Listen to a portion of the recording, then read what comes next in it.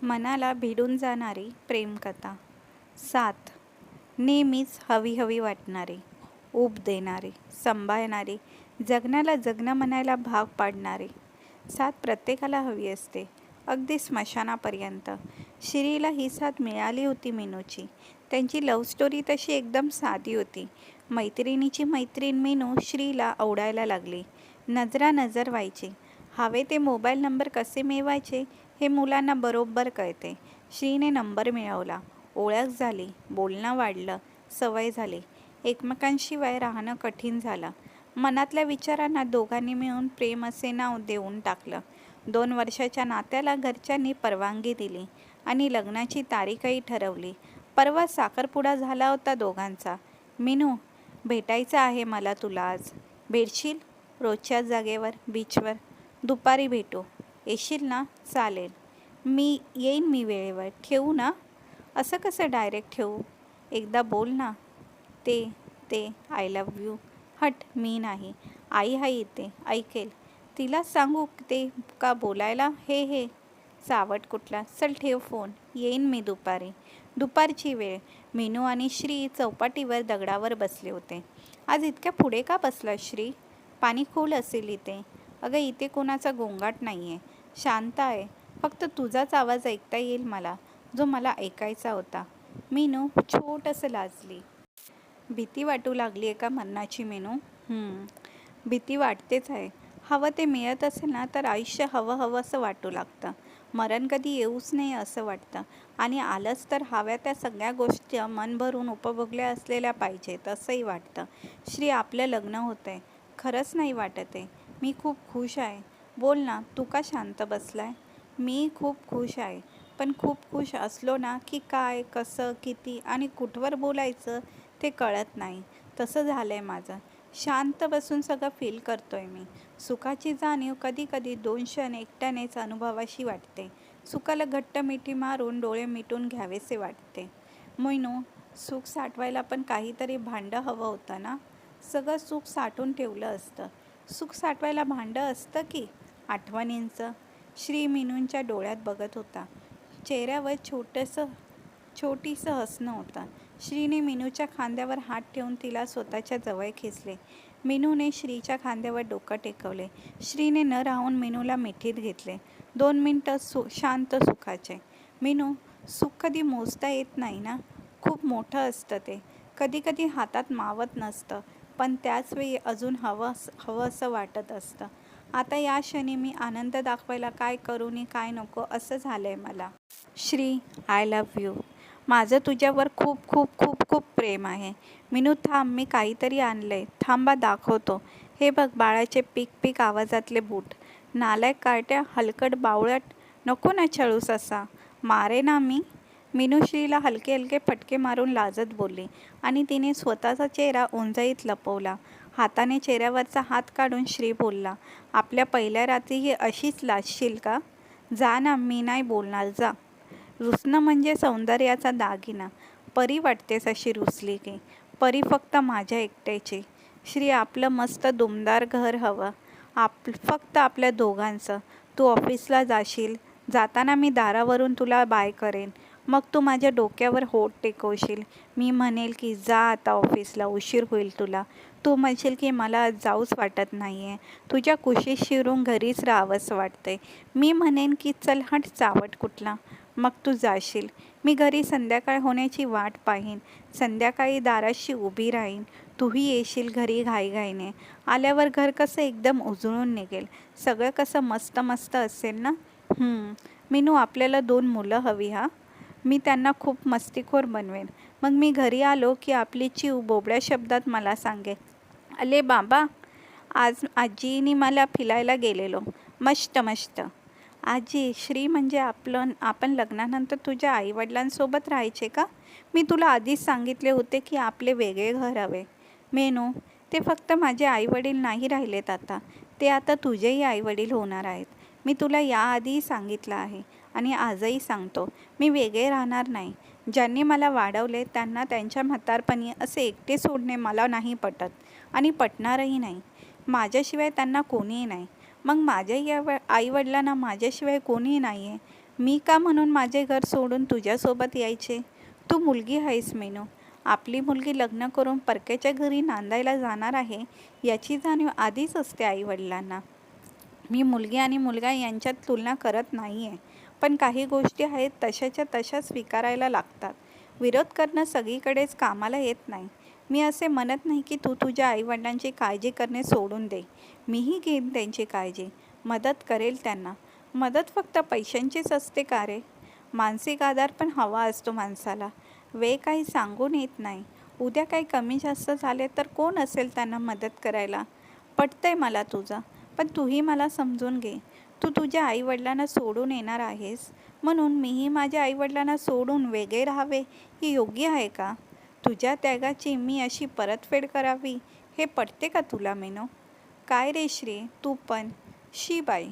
श्री, मला एक सांग, आपल्याला त्या घरात थोडी तरी प्रायव्हसी मिळणार आहे का रे? नाही म्हटले तरी एका पिढीचा फरक आहे त्यांच्यात आणि आपल्यात. आपले निर्णय त्यांना सहसा कधी पटतच नाहीत. खूप मोठ्या घराच्या अपेक्षा नाही आहेस माझ्या श्री, पण स्वतःचे छोटेसे का होईना घर हवे होते मला. तुझे आईवडील नकोच असे नाही म्हणत मी. मी त्यांचीही काळजी घेईल. पण मीनू, मी समजू शकतो तुला. राजा राणीचा संसार मलाही हवा आहे. तुझ्यासोबतचा एकांत मलाही हवा आहे. पण जबाबदारी टाळून मिळालेल्या सुखाच्या मागे एक जखम असते. ही जखम कधी ना कधी उघडी पडतेच. आपलं मन नेहमी आपल्याला या जखमेची एकांतात आठवण करून देतं. गुन्हेगार झाल्यासारखं वाटू लागतं. मीनू, मला माहीत आहे की तुला राग येत असेल माझा, पण पुढचे शब्द श्री पूर्ण करूच शकला नाही. मीनूचे डोळे भरलेले होते. श्री अजून काही समजावू शकत नव्हता. 2 क्षण शांत गेले. शांतता भयानकच वाटते जेव्हा समोर बोलकी व्यक्ती शांत बसलेली असते. त्या दोघांनाही भान आले ते आजूबाजूने ओरडणाऱ्या कुठल्या तरी आवाजावरून. मारायचंय ते दोघांना. पाणी बघा आजूबाजूला. बुडाल मराल. दोघांनीही आजूबाजूला पाहिले. बोलता बोलता बसलेला दगड सर्व बाजूने पाण्याने आधी वेढला गेला हे त्यांना कळलेच नव्हते. दोघंही घाबरले, पण श्रीने मीनूचा हात धरला तसा तिला थोडा धीर आला. हात धरून दोघेही पाण्यात उतरले. पाणी अंदाजापेक्षा जास्त खोल होते. अंदाज बहुतेक चुकण्यासाठी जन्माला येतात. पाण्याला जोर जास्त होता. लांबून मस्त वाटणाऱ्या लाटा जीवघेण्या झाल्या होत्या. श्री मीनूचा हात पकडून एक एक पाऊल पुढे टाकत होता, जोर लावत होता. श्री, मला भीती वाटते. नको घाबरू मीनू. पाण्याने पकड नकळत सैल झाली. मीनू मागे राहिली. पुढे जाता श्रीच्या मध्येच ते लक्षात आलं. मागे पाहिले तर मीनू तिथेच मागे पाण्यातून पुढे येण्याचा प्रयत्न करत होती. श्री पुन्हा मागे फिरला. घाबरलेल्या मीनूच्या जवळ आला. हात घट्ट पकडून पुढे येऊ चालू लागला. आई ग. चालता चालता खडकाचा एक मोठासा भाग श्रीच्या पायावर पडला होता. श्रीच्या डोळ्यांसमोर अंधारी येत होती. हातातला हात सुटत होता. मीनूचे डोळे उघडले ते हॉस्पिटलमध्येच. बीचवरच्या लोकांनी त्या दोघांना पाण्याबाहेर काढले. इतकेच तिला तिथे उभे असलेल्या लोकांकडून कळले. पहिली तिला आठवण झाली ती श्रीची. श्री कुठे आहे? श्री म्हणजे तो तुझ्यासोबत होता तो पोरगा का? तो ऑपरेशन थिएटरमध्ये आहे. ऑपरेशन थिएटरचे नाव ऐकताच मीनू घाबरली. प्लीज मला त्याच्याकडे घेऊन चला प्लीज. तिथे पोचेपर्यंत तिच्या मनात कोणकोणते विचार येऊन गेले.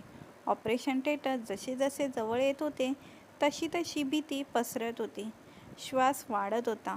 पायातली शक्ती नाहीशी होत होती. धीर खचत होता. ऑपरेशन थिएटरचा दरवाजा खोलताना अंगाला घाम फुटला. आत हॉस्पिटलच्या बेडवर श्री शांत झोपला होता. चेहरा प्रसन्न दिसत होता.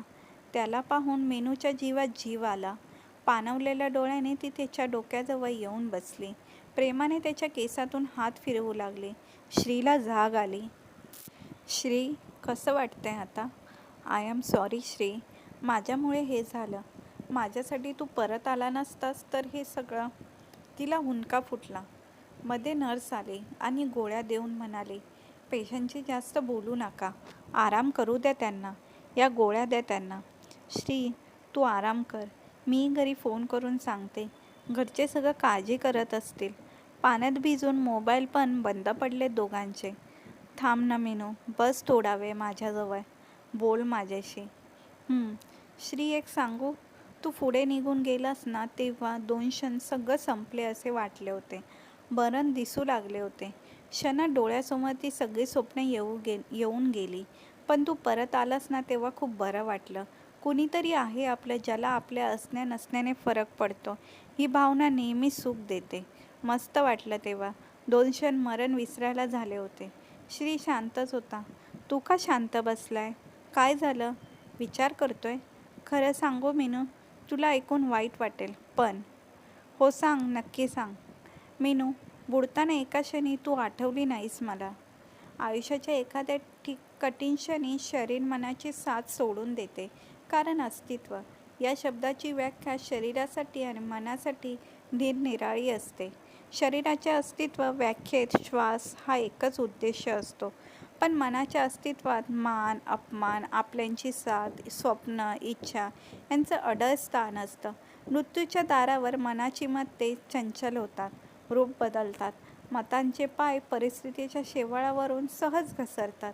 मीनू, समोर मरण दिसतं ना तेव्हा प्रेम शब्द खोटा वाटू लागतो. आत्ताचा श्वास जसा हवा असतो तसा पुढच्या क्षणी श्वास घ्यायचा असतो. क्षणासाठी का होईना पुढचा श्वास हेच एक ध्येय असतं. मीनू फक्त ऐकत होती. मीनू, म्हणूनच वाटतं की एका माणसाने दुसऱ्या माणसावर एक ठराविक हद्दीपर्यंतच विश्वास ठेवावा. कारण समोरच्या व्यक्तीचे निर्णय शेवटच्या क्षणी अस्तित्वाच्या भांडणामुळे बदलले तरी त्याला दोष देण्याचा हक्क नसतो. त्याच्या जागी आपण असतो तर आपले निर्णय बदललेच नसते याची शाश्वती आपण देऊ शकतो का? हा प्रश्न स्वतःला विचारावा. उत्तर मिळायला जितका उशीर लागेल ना तितकं महत्त्व असतं स्वतःच्या श्वासाला. मीनूला ते ऐकून वाईट वाटत होते पण सगळे पटतही होते. मीनू, स्वतःच्या अस्तित्वाच्या हट्टात समोरच्याला अडकवणे म्हणजे समोरच्याच्या श्वासावर अन्याय असतो. ज्याच्या त्याच्या श्वासावर ज्याचा त्याचा हक्क असतो. मी परत आलो म्हणून तू मला मोठं मानू नकोस. माझी तितकी लायकी नाही आहे.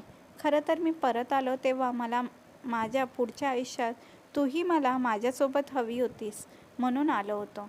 स्वतःचे मरण एकच क्षण विसरलो होतो.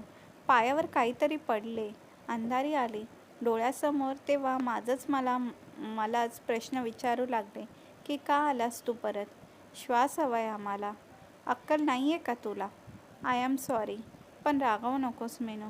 रागवत नाही आहे रे. तू बोललास ते पटतंय मला. तू म्हणालास ना की समोरच्याच्या जागी स्वतःला ठेवले की समोरचा चुकीचा वागला असे कधीच वाटत नाही. मीही तेच केले असो. तू आता जास्त बोलू नकोस. गोळ्या घे आणि आराम कर. उठतोस ना थोडा? गोळ्या देते मी. मीनूने श्रीच्या मानेमागे हात ठेवून त्याला उठवण्याचा प्रयत्न केला पण श्रीला फार त्रास होता. त्याला उठताना प्रचंड वेदना होत होत्या. मीनू, माझा पाय खूप दुखतोय. प्रचंड त्रास होतोय. सहन नाही होते. थांबा, हळू जरा. घाई नको करू. सावकाश जरा. थांब, मी चादर बाजूला करते. मग हळूहळू उठ. श्री कळवळत होता. मीनूने त्याच्या पायावरची चादर बाजूला केली. श्री, मीनू जोरात किंचाळली. मीनू. श्री जोरात किंचाळला. दगडाखाली चेंदामेंदा झालेल्या श्रीच्या उजवा पायाच्या गुडघ्यापासूनचा खालचा भाग ऑपरेशन करून काढण्यात आला होता. श्री जोरजोरात किंचाळत होता. मीनू मात्र स्तब्ध झाली होती. एका मूर्तीसारखी, पाणवलेल्या डोळ्यांची मूर्ती. तिच्या डोळ्यासमोर तेव्हाच ते स्वप्नात ते दुमदार घर आले. ते दुमदार घर आणि दुमदार घरातले ते दोघेच. अपंग झालेला श्री आणि त्याच्या बाजूला उभी ती एकटीच. त्याच्या घरात ना श्रीची आई होती ना श्रीचे वडील. फक्त तेच दोघे. राणी आणि राणीचा पांगळा राजा. आता प्रश्न उभे होते. अजूनही मीनू श्रीशी लग्न करण्यासाठी आनंदाने तयार होईल का? तयार झालीच तर त्यामागे आपल्यासाठी स्वतःचा जीव धोक्यात घातला म्हणून त्याची परतफेड करणं हे कारण असेल का? तिने हे स्वीकारलेच तरी श्रीला त्याचे मन कधी माफ करेल का? मीनूने श्रीला स्वीकारले तर आताही त्याला त्या दोघांचा वेगळा संसार असावा असे वाटेल का? की आता आपण श्रीच्या आईवडिलांसोबतच एकत्र कुटुंबात राहावे असे तिला वाटेल. गरज ही वेळेनुसार बदलत असते. मंडळी, आजची ही कथा तुम्हाला कशी वाटली कमेंट करून आम्हाला नक्की सांगा. कथा आवडली असेल तर चॅनलला लाईक करा, शेअर करा आणि चॅनलला सबस्क्राईब करा. धन्यवाद.